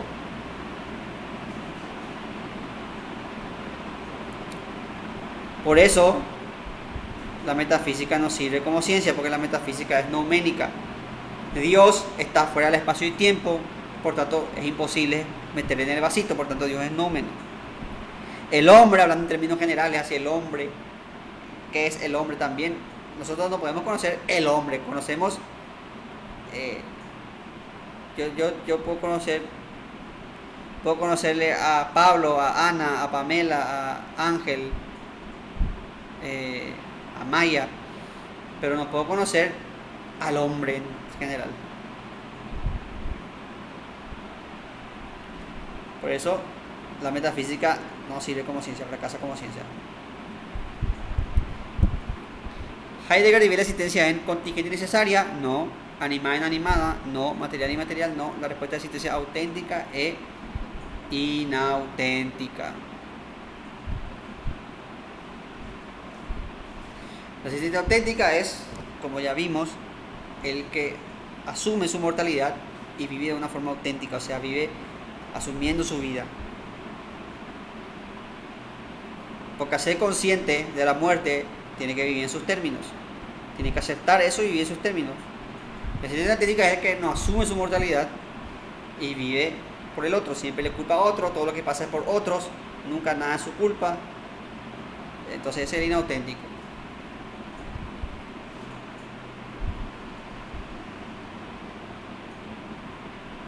Esa es la diferencia entre existencia auténtica e inauténtica. Y de esto hablan tanto Heidegger y también toma de esto Sartre. Que Sartre asocia esta existencia auténtica y inauténtica a la autoridad de su libertad. El hombre que asume su libertad vive su vida y toma sus decisiones, y el hombre que no asume su libertad vive aparte a través del otro, deja que otros decidan por él. Y eso es el auténtico, el que toma y el inauténtico. Entonces, los dos son los que hacen eso.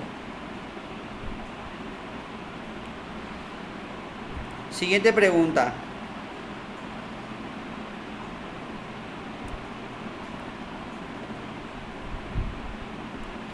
Siguiente pregunta. Los sentidos que distingue Kant en su filosofía son: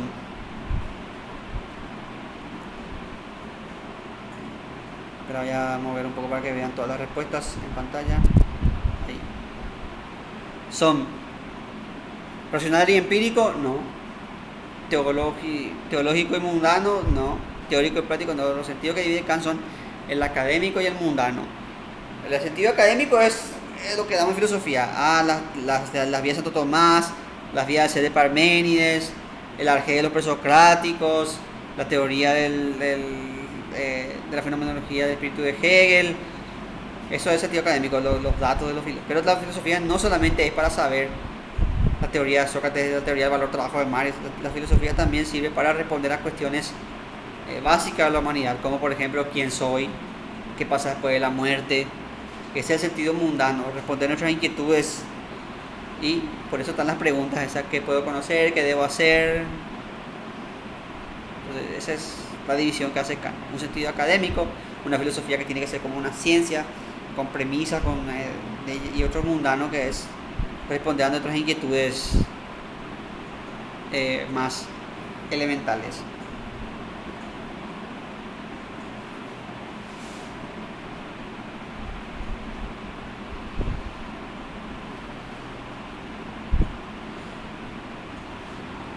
Locke divide el poder en federativo, ejecutivo y judicial. No, acá está de más el judicial. Legislativo, judicial y federativo. Acá está de más otra vez judicial. Legislativo, soberano y judicial. Soberano no existe, está más. La respuesta es legislativo, ejecutivo y federativo. John Locke decía que fue el primero en plantear la división de poderes. Decía que un legislador no podía tener, un rey, un monarca, un soberano, no podía tener el poder absoluto. Entonces tenía que dividir porque el poder corrompe y el poder absoluto corrompe absolutamente. Entonces, para que no se acumule poder en una sola persona, había que dividir el poder. Había que dividir el poder en legislativo, el encargado de hacer las leyes; ejecutivo, el encargado de ver la ejecución de las leyes; y federativo, que es el encargado de hacer la guerra o la paz. En tiempo de guerra hace la guerra y en guerra la paz. Posteriormente vino Montesquieu, que planteó otra división, que es legislativo, ejecutivo y judicial. ¿Por qué son distintas esta división? Porque es distinta. Porque los dos tenían miedo distinto. El miedo de John Locke era que el ejecutivo tenga el poder militar. Imagínese usted un presidente con absoluto poder militar. Cuando el Congreso, por ejemplo, decide: vamos a votar por una reforma constitucional para que no tenga, entonces el presidente, ¿qué va a hacer si no le gusta? Va a mandar sus tanques, va a cerrar el Congreso, o va a mandar o puede mandar a la milicia a agarrar opositores, entonces es impensable que tenga tanto poder. Entonces lo que quería John Locke es separar al ejecutivo del militar, y lo que quería Montesquieu es justamente impedir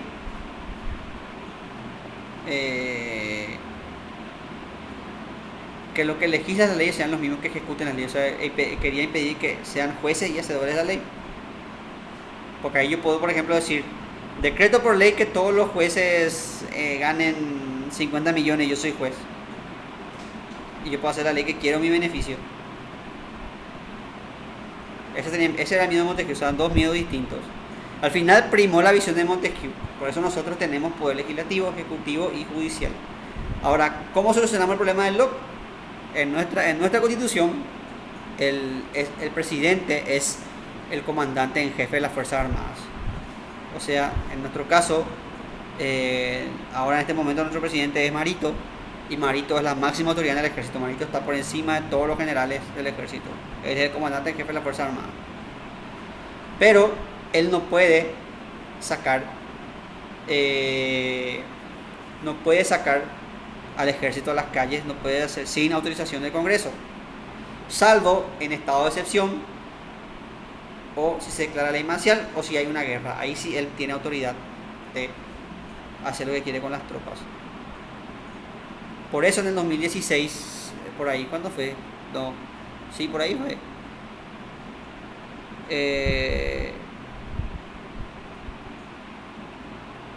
Con el tema del LPP, que Carter pidió poderes y el Congreso le autorizó para que por 60 días pueda disponer de tropas para enviar al norte.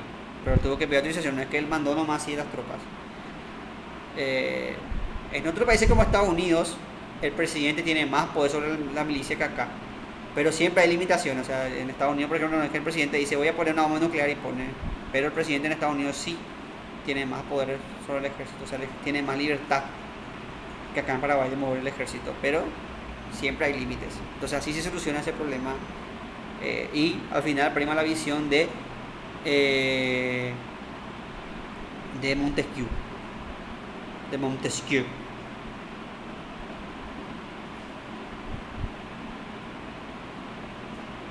Vamos a la siguiente pregunta. Hume creía que el hombre era bueno por naturaleza. No, Hume negaba la teoría del derecho natural.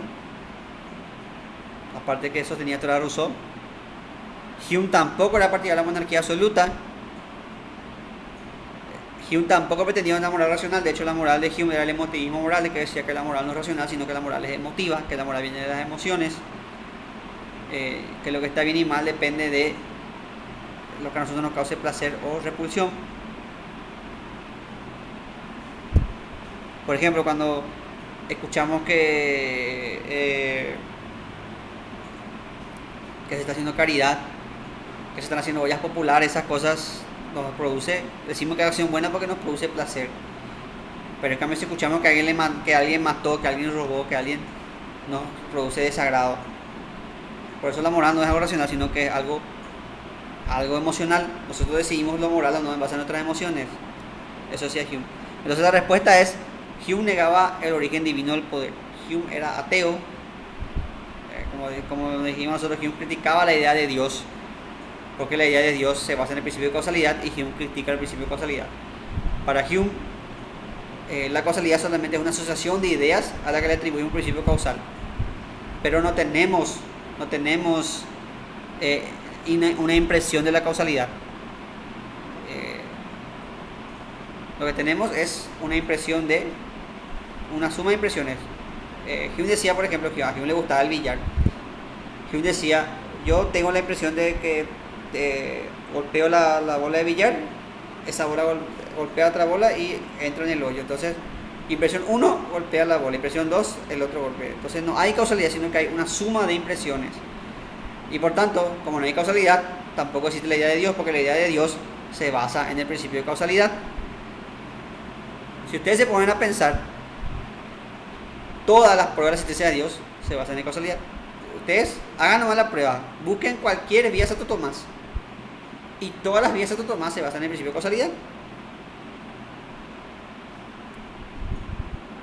Podemos hacer la prueba ahora incluso. Díganme ustedes, aprovechamos para repasar también. Díganme usted una vía Santo Tomás, cualquiera. Lánceme una. Venga. Dígame una vía Santo Tomás, cualquiera.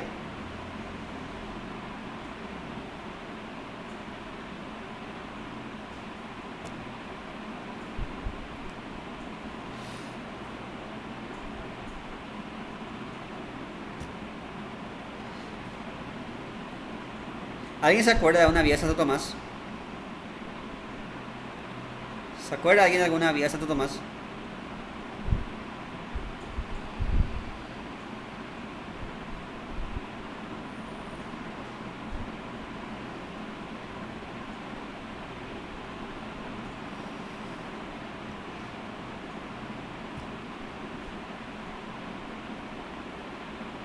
Bueno, voy a poner un ejemplo. La voy a poner, de hecho, el ejemplo más difícil, que es la cuarta vía. La vía de los grados de perfección. Por nota tiene que repasar, tiene que meterle lectura a las vías, porque si no van a estar en el problema. La cuarta vía, los grados de perfección. Esa vía dice: existen cosas más perfectas que otras. O sea, ya parte lo de una causa. Existe la perfección. Pero esto no puede ser infinito. O sea, ya se basa otra vez en la imposibilidad de la causa. No puede haber esto perfecto, esto voy a hacer infinito, sino que tiene que haber una perfección suma, una perfección que sea la causa de todas las perfecciones. Entonces, ¿ves? La vía de perfección se fundamenta en el principio de causalidad. Y así es con todas las vías de Santo Tomás, de la 1 hasta la 5, con todas las vías. Orden del mundo, el mundo está ordenado, por lo tanto tiene que haber alguien que cause ese orden. Entonces, todas las vías se basan en causalidad. Por eso Hume niega la existencia de Dios. Por tanto, Hume, ¿qué pregunta estábamos? Por tanto, Hume niega, como ateo, él niega el origen divino del poder. El poder no parte de Dios, sino que el poder parte de los hombres. Antes de pasar al siguiente punto, les cuento que John Locke también, si bien John Locke no era ateo, John Locke también negaba el origen divino del poder, diciendo que el Estado es cosa de, la política es cosa de hombres y que para Dios está la iglesia. Este también es fácil. La duda cartesiana también es conocida como duda empírica, no, Descartes racionalista. Escéptica, no, la duda escéptica es la duda de Pirrón, y la duda metódica la de Descartes. Nosotros ya hablamos de esto, así que espero que ustedes se acuerden. ¿Cuál es la diferencia entre la duda escéptica y la duda metódica? Primera clase de eso. En la primera clase hablamos de eso.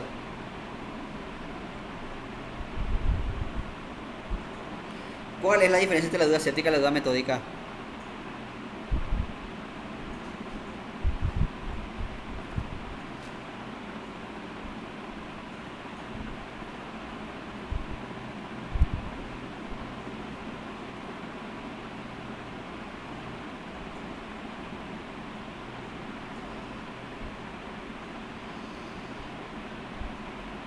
La diferencia es que la duda escéptica se queda en la duda.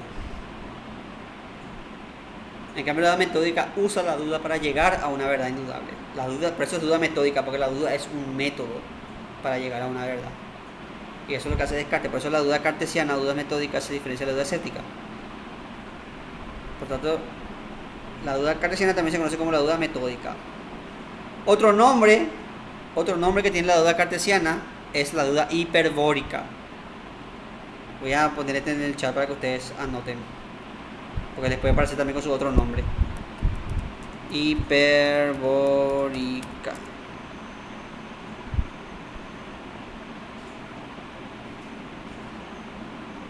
Pero un ratito, voy a tener que dejar de compartir un rato para escribir en el chat.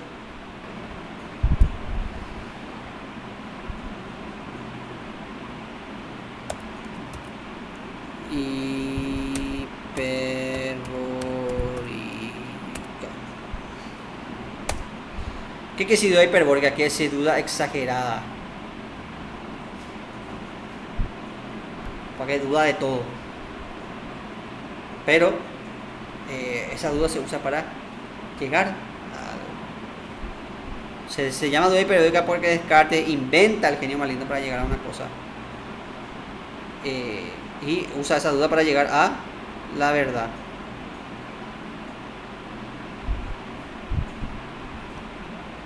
Ahí en el chat dejé el nombre.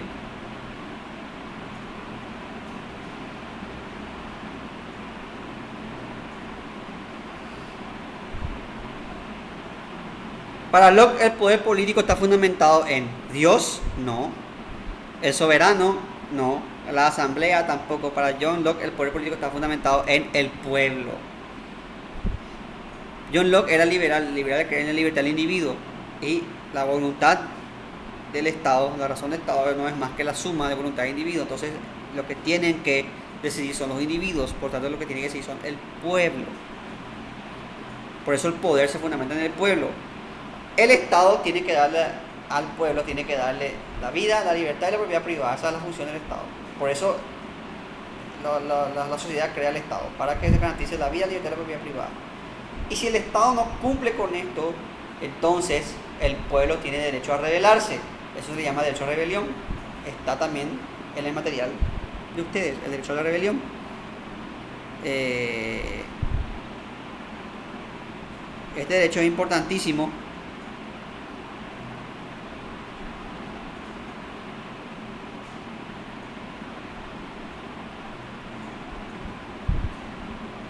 Este derecho es importantísimo porque le sirve para fundamentar la independencia de los Estados Unidos. O sea, John Locke se basa en... los estadounidenses se basan en la teoría de John Locke para fundamentar su independencia. De hecho, la Declaración de Independencia de Estados Unidos habla de la vida de la libertad, solo que Jefferson sustituyó la idea de la propiedad privada por la idea de la búsqueda de la felicidad. Pero es basado en la teoría de John Locke. Solo que Jefferson también se inspiró en los franceses y le dio un toque de la ilustración francesa, y por eso puso la felicidad. 48. Los racionalistas creían en ideas causales, no. Fácticas, no.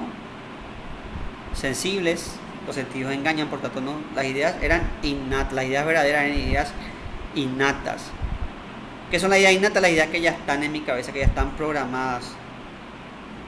La idea de yo es innata, la idea de Dios también es innata porque ya están programadas en mi cabeza. Son como el Windows que ya está en nuestra computadora y que nos permite usar la computadora. Esas son las ideas innatas. Según Leibniz, el mal moral se justifica por el azar. Leibniz no cree en el azar contradice su idea de la armonía preestablecida, por tanto está descartado. El otro tampoco. El caos tampoco, Leibniz no cree en el caos porque contradice de vuelta su idea de la armonía preestablecida. La verdad es que Leibniz justifica el mal moral por el libre albedrío. O sea, el mal moral existe porque existe el pecado. ¿Y por qué existe el pecado? Porque el pecado es producto de que Dios nos da la posibilidad de elegir. Dios no es que nos impone, sino que Dios, en teoría no nos impone, sino que en teoría Dios nos da la posibilidad de elegir.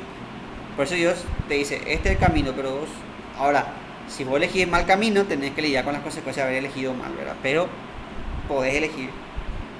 Vos ves, por ejemplo, una billetera tirada en el piso y vos podés elegir agarrar y devolver, o podés elegir quedarte con la billetera. Y justamente el pecado existe porque hay libre elección y Dios nos da la libertad de elegir, y lamentablemente nosotros los seres humanos elegimos mal, y ahí se fundamenta la existencia de el mal moral. Última pregunta. Para Heidegger, el ser humano debe afrontar la muerte con, ya dimos en clase pasada, así que va a estar fresquito para ustedes, con miedo, no, con evasión tampoco, no puede evadir ese problema, algarabía, que decía alegría, tampoco, tiene que enfrentar con angustia. La existencia auténtica afronta la muerte con angustia, la auténtica con miedo. Yo para este ejemplo, yo les di el ejemplo de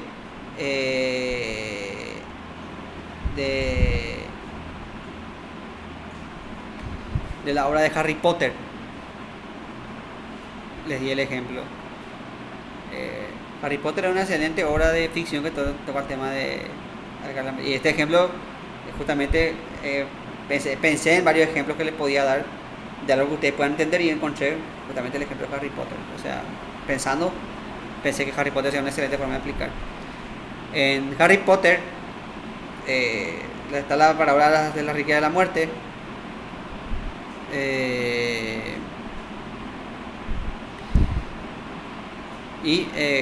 Harry se establece que Voldemort, el malo, tenía miedo a la muerte, por eso buscaba dividir su alma, y porque no quería morir. En cambio, Harry se convirtió en el amo de las reliquias porque él asumió su mortalidad y se enfrentó a ello con valor.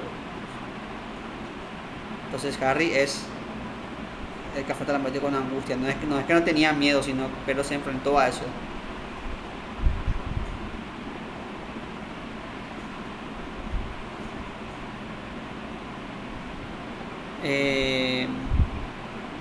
Y con esto terminamos la clase de hoy. No sé si ustedes tienen algunas dudas, alguna pregunta, ya que nos quedan 3 minutos de clase nos quedan. Si tienen alguna consulta, alguna duda. Perfecto. Entonces, la próxima clase seguimos con los repasos. Seguimos viendo algunos. Sí, la próxima semana tenemos, posiblemente la próxima semana lo que hagamos es el examen, el examen simulacro y la revisión de ese examen.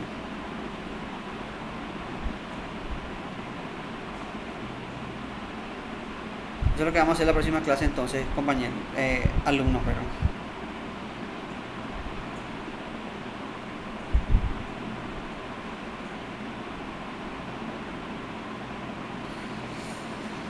Bueno, entonces, si no hay más, podemos dar por finalizada esta clase y nos vemos la próxima clase. Chao, profe. Chao, profe. Nos vemos. Suerte en el examen del 14.